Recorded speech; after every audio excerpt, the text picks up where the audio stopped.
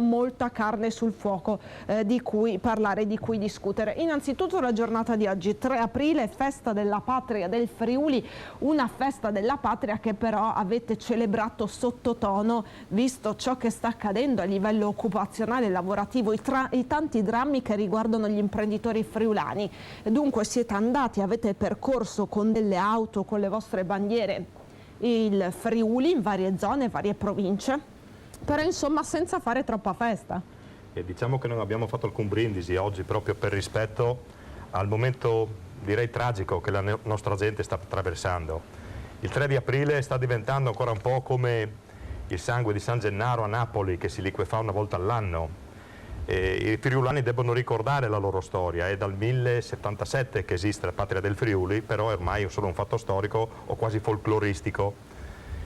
E noi non vogliamo essere dei folcloristi, vogliamo essere orgogliosi di essere friulani, ma non solo quelli autoctoni. Tutti quelli che hanno scelto di vivere nella nostra regione sono friulani e debbono fare di tutto per raddrizzare la schiena in questi momenti. Perché l'abbiamo fatto sottotono? Perché per rispetto di tante persone, padri di famiglia, operai, piccole aziende, imprenditori, che durante quest'anno si sono tolti la vita per disperazione economica. Noi siamo un movimento sì autonomista e indipendentista, ma particolarmente indipendentisti dal punto di vista economico, che altrimenti non ce ne veniamo fuori. Dunque nessuna secessione. Ma l'Italia non serve dividerla, basta metterla a posto, e se per metterla a posto bisogna lavorare su pezzi diversi della stessa macchina, dobbiamo farlo. Questa è la dovremmo realtà. avere a breve, dovremmo vedere delle foto proprio di questo percorso. Fra l'altro ce n'è una metaforica, qui vediamo le vetture, insomma ce ne sono una serie di quando stavate per partire. Dove siete stati nello specifico? Ma abbiamo fatto il Goriziano, l'Udinese, Pordenone, in tutto eravamo 16 vetture che giravano per il territorio friulano, anche in Carnia.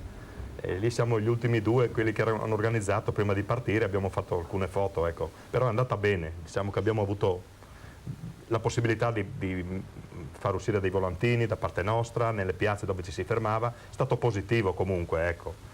Però troviamo la gente molto abilita. C'è una foto molto particolare, simbolica, che è quella con nello sfondo questo gregge, metaforica. Questa può essere una sberla a tutti noi, non dico a voi, a tutti noi. Il gregge sono le persone friulane oppure è quello che ci aspetta in futuro come Friuli? È una domanda che io devo fare a me stesso e anche a voi.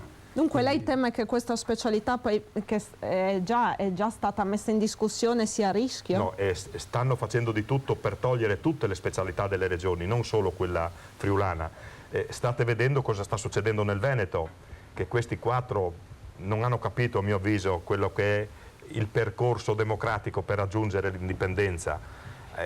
Ma plebiscito.eu, lei condivide questo percorso interpellando la cittadinanza? Poi c'è stata un'adesione massiccia, dunque da considerare il dato. Quindi non servivano quelle carnevalate lì, non serviva una vecchia palla meccanica per fare, con i tempi che corrono ragazzi, sanno cosa leggiamo, che cosa beviamo, che cosa facciamo di colazione, con il telefono ci seguono dappertutto, e organizzare cose di questo tipo non è logico, ecco, non è la carboneria di una volta che si organizzava nelle stalle, è un altro mondo, un altro mondo. Però anche a livello di Friuli si parla di indipendenza del Friuli e di Trieste, no? Tramite poi Lega Nord, Fontanini, insomma sono uscite delle dichiarazioni. Adesso cavalcano tutti l'indipendenza, però sono le stesse persone che fino all'altro ieri erano sedute da senatori a Roma, e parlo di Fontanini, erano seduti come onorevoli, sono seduti ancora in regione e di questo non hanno fatto niente, hanno ostacolato addirittura il percorso che doveva portare la regione a essere padrone di se stessa. Quindi come movimento, io dico questo. Non siete ancora un partito? Noi siamo un partito, è un movimento di informazione, perché ci siamo basati sull'informare, perché l'informazione dà cognizione di causa e aiuta a decidere. Però per capirci, voi siete Front Furlan, non volete però l'indipendenza. Noi vogliamo l'indipendenza economica della nostra regione.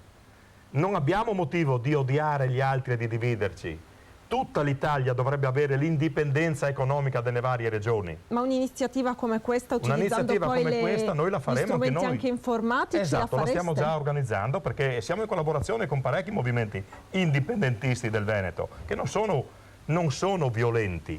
Ce ne sono moltissimi in Veneto, badate che ce ne saranno più di 20. Sì, è una parte minima quella che è uscita col carro armato, non so se rendo l'idea.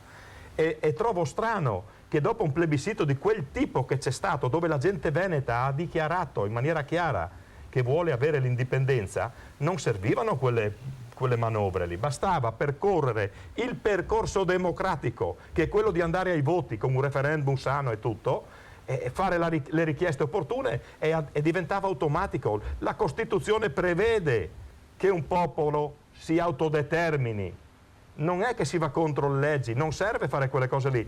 Leggiamoci un libro di Gandhi che ci insegna moltissimo, a mio avviso. Non serve la violenza porta violenza, non va bene. Grazie Claudio Boaro, presidente del Front Furlan, e vedremo cosa diranno anche in Veneto i nostri colleghi nella pagina successiva, perché poi ovviamente ci sono approfondimenti subito dopo di noi con il telegiornale.